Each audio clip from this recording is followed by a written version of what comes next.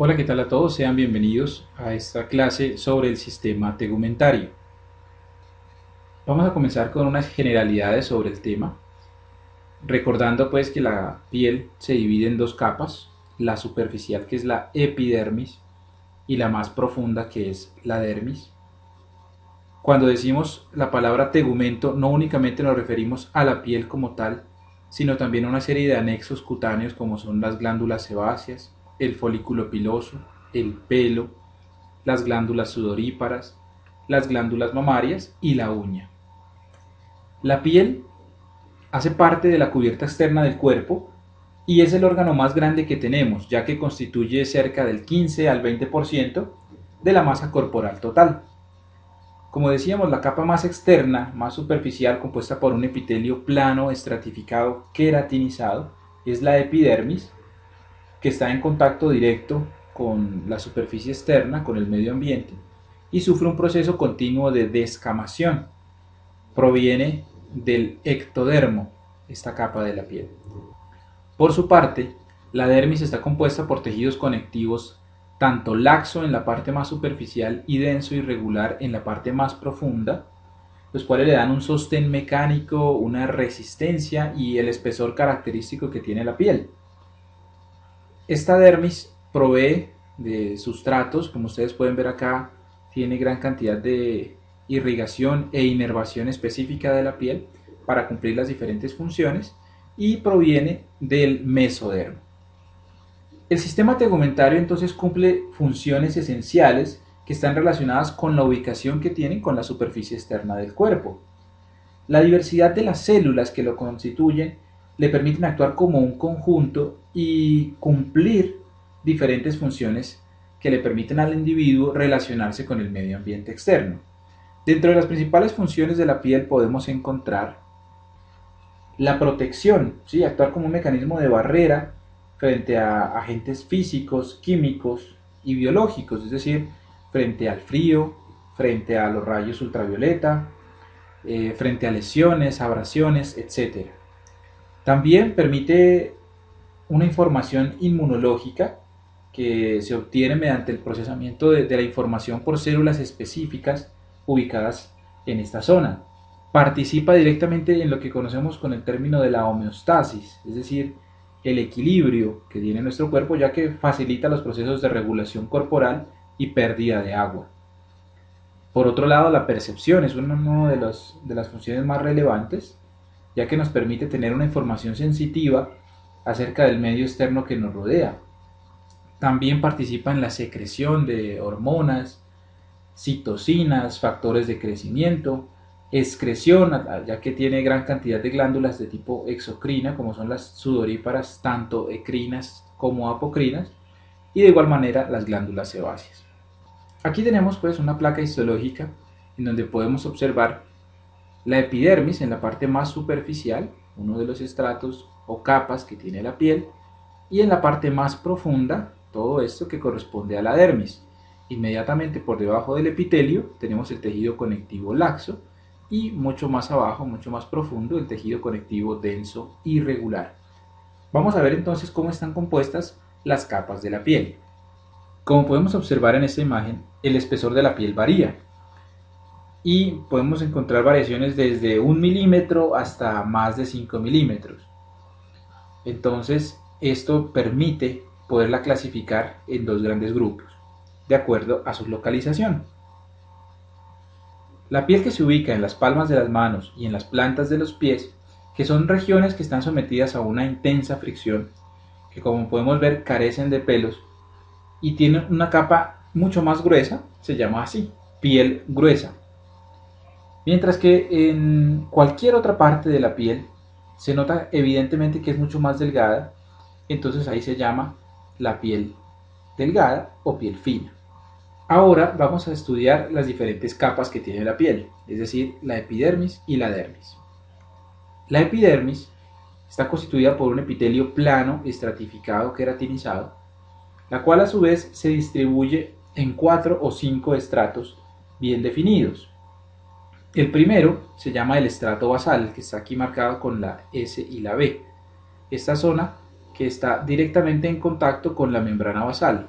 una capa de células, también llamada del estrato germinativo, ya que aquí estas células tienen actividad mitótica constante y podríamos perfectamente decir que son una especie de células madres de la piel. Entonces desde aquí empiezan a nacer los diferentes componentes celulares hasta llegar acá. El segundo estrato se llama el estrato espinoso o de células espinosas, ya que ahora más adelante vamos a ver un aspecto más cercano de la índole microscópica, y es una característica que tienen estas células, es como si tuvieran unas proyecciones que van de unas a otras. Seguimos con el estrato granuloso, que es un estrato oscuro que se observa aquí, ¿sí? Ya que en esta zona las células empiezan a adquirir gránulos de queratohialina y esto hace que se tiñan de este color. Posteriormente, en la piel gruesa se puede encontrar una zona de un color llamativo que se llama el estrato lúcido, única y exclusivamente en piel gruesa. ¿Sí? Es como un color por encima de ese color oscuro que lo delinea, que lo delimita, se llama el estrato lúcido. Y por último, esta zona de acá, donde está la queratina, donde estas células ya han perdido su núcleo y se llaman así células queratinizadas, corresponden al estrato córneo. Entonces, si nos vamos desde la región más basal, más profunda, hacia la región superficial, nuevamente tenemos el estrato germinativo o basal, el estrato espinoso, el estrato granuloso, una zona únicamente que se va a observar en piel gruesa, no en piel delgada, que es el estrato lúcido, y por último, el estrato córneo. Aquí, haciendo una aproximación, podemos ver perfectamente la diferencia que hay entre la epidermis y la dermis, ¿sí? Aquí sobre esta zona que se llama la papila dérmica, que son prolongaciones que hace la dermis sobre la epidermis, y a su vez estas zonas de acá que hace la epidermis sobre la dermis se llaman crestas epidérmicas, ¿sí? Papila dérmica, cresta epidérmica. Hay textos en donde los dos se conocen como papilas, pero me parece que para hacer una diferenciación mucho más puntual, podemos decir que las prolongaciones dérmicas se llaman papilas dérmicas, mientras que las prolongaciones epidérmicas se denominan crestas epidérmicas. Y nuevamente podemos observar con muy buena diferenciación los 5 estratos, ¿no? El estrato basal o germinativo, el estrato espinoso, aquí se puede apreciar el aspecto y las prolongaciones que tienen las diferentes células. En el estrato granuloso, como se vuelve más oscuro, ¿sí? Como se obtiene un aspecto basófilo debido a la presencia de estos gránulos. El estrato lúcido, que es como un límite entre el estrato córneo y el estrato granuloso. Y por último acá, con células queratinizadas, el estrato córneo o capa córnea. Una vez más, para que no se nos olvide, desde la parte más profunda hacia la parte superficial, estrato basal, estrato espinoso, estrato granuloso, estrato lúcido, aquí muy bien determinado, y el estrato córneo. Continuando con las células de la epidermis, encontramos ahí 4 tipos de células muy importantes. En primer lugar, y mucho más abundantes, los queratinocitos, encargados de la síntesis de queratina, los melanocitos, encargados de la síntesis de melanina, de darnos un pigmento a la piel. Las células de Langerhans, que como dijimos en la clase anterior, hacen parte de un grupo de macrófagos, que en este caso se encargan de presentar antígenos. Y por último, las células de Merkel, que participan directamente en la percepción sensorial.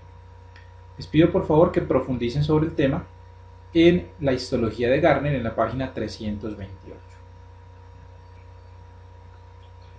Aquí podemos observar un gráfico en donde se evidencia la presencia de varios queratinocitos. Aquí el melanocito, una célula grande, dendrítica, y por acá está la célula de Langerhans.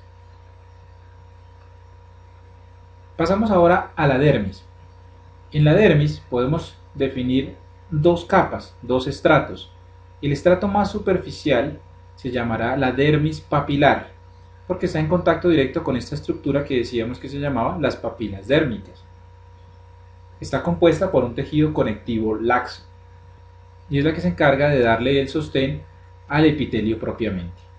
En la parte más profunda encontramos lo que se conoce como la dermis reticular. Aquí podemos ver claramente la diferencia entre los dos estratos, que son el estrato papilar o la dermis papilar y la dermis reticular, formada por un tejido conectivo mucho más denso, cuyas fibras se orientan en diferente sentido, es decir, un tejido conectivo denso y regular. Continuamos con la inervación de la piel. La piel está dotada por una serie de receptores sensoriales de diferentes tipos, que son terminaciones periféricas de nuestros nervios sensitivos. Se pueden determinar en dos grandes grupos: las terminaciones nerviosas libres, las cuales finalizan a nivel del estrato granuloso, y se llaman así porque pues no están encapsuladas, ellas carecen de una cubierta de tejido conectivo o también carecen de células de Schwann. Estas terminaciones nerviosas tienen modalidades múltiples. En ellas podemos percibir el tacto muy fino, el dolor principalmente, mientras que las encapsuladas, como están recubiertas por una cápsula de tejido conectivo, son mucho más especializadas. Están formadas por corpúsculos, es decir, por pequeños cuerpos. Tenemos el corpúsculo de Pacini, que son estructuras ovaladas, mucho más grandes, mucho más profundas, cerca de la dermis profunda o en inmediaciones de la hipodermis inclusive, o cerca del periósteo también se pueden encontrar. Por lo general miden más de 1 milímetro y están compuestos por terminaciones nerviosas mielinizadas. Los corpúsculos de Pacini responden a la presión y a las vibraciones a través del desplazamiento de unas láminas que hay en sus cápsulas, y esto es lo que permite la despolarización efectiva del axón. Los corpúsculos de Meissner, localizados específicamente sobre las papilas dérmicas, funcionan como receptores táctiles. Responden particularmente a estímulos de baja frecuencia en la dermis papilar, sobre todo en la parte de los labios, en la superficie palmar y plantar. Son una especie de cilindros adelgazados, más o menos de unos 150 micras, y tienen una orientación perpendicular a la superficie de la piel. Los corpúsculos de Ruffini responden al desplazamiento mecánico de las fibras de colágeno, es decir, al estiramiento, por lo tanto se determina que son mecanorreceptores. Están formados por una delgada capa de tejido conectivo que encierra un espacio lleno de líquido. Son receptores que detectan estiramiento, torsión y también calor. Y por último, los corpúsculos de Krauss, que tienen la manera de un bastón rodeado por una cápsula, ¿sí? son redondeados, también se localizan a nivel de la dermis papilar, y estos detectan particularmente el frío.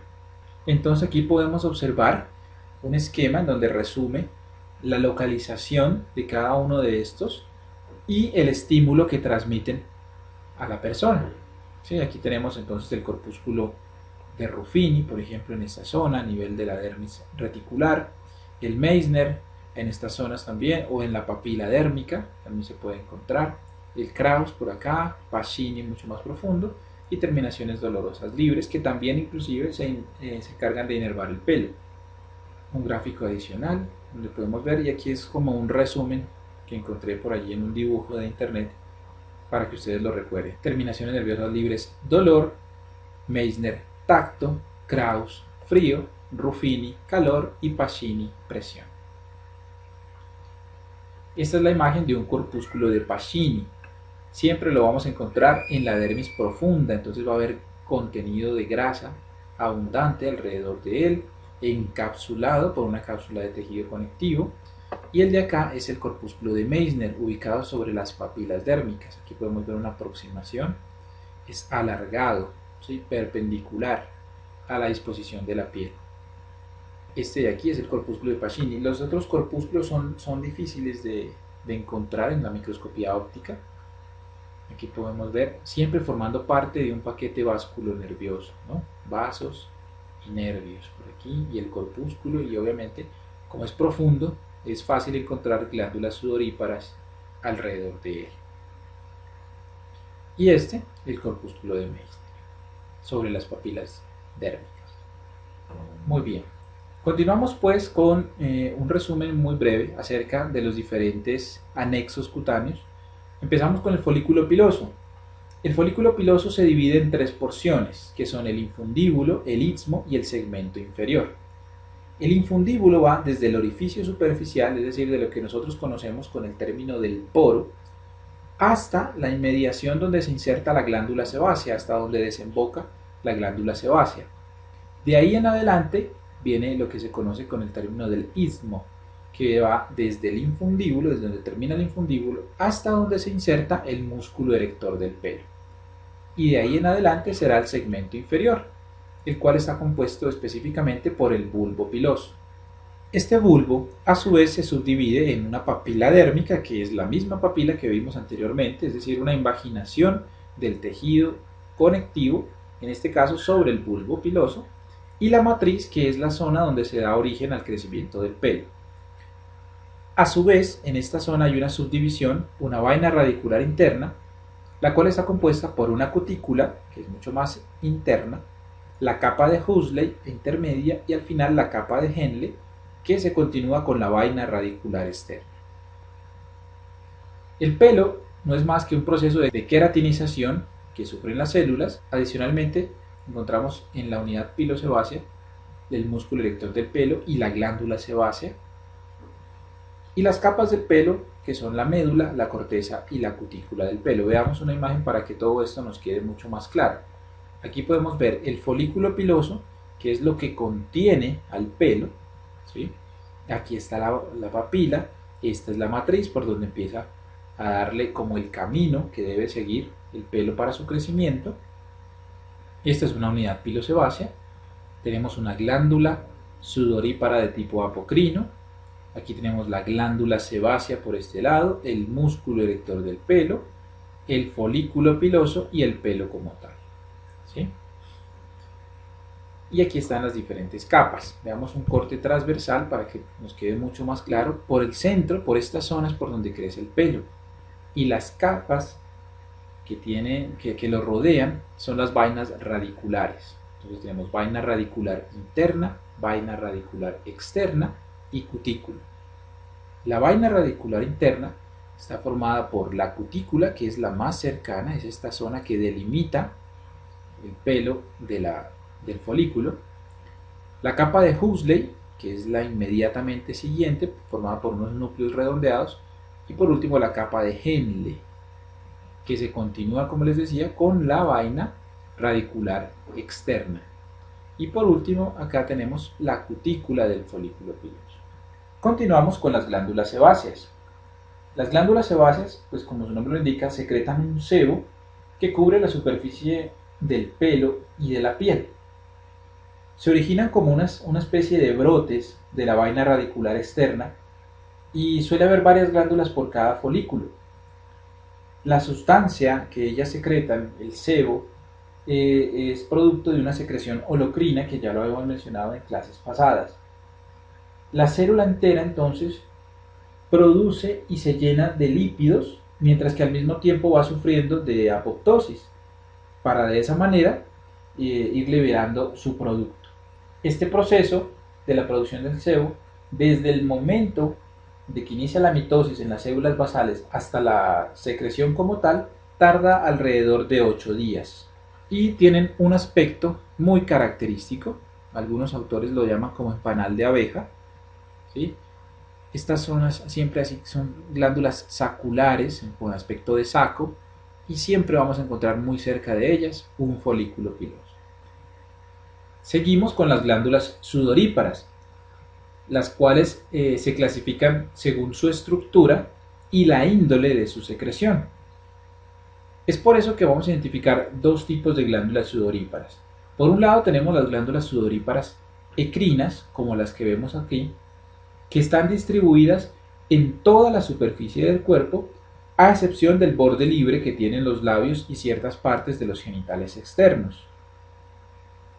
Son glándulas tubulares simples, enrolladas o glomerulares, cuya función principal es regular la temperatura de nuestro cuerpo. Y se observan de esta forma, ¿sí? Podemos encontrarlas siempre en inmediaciones profundas. ¿Qué quiere decir? Nuevamente vamos a ver tejido adiposo alrededor de ellas, ¿sí?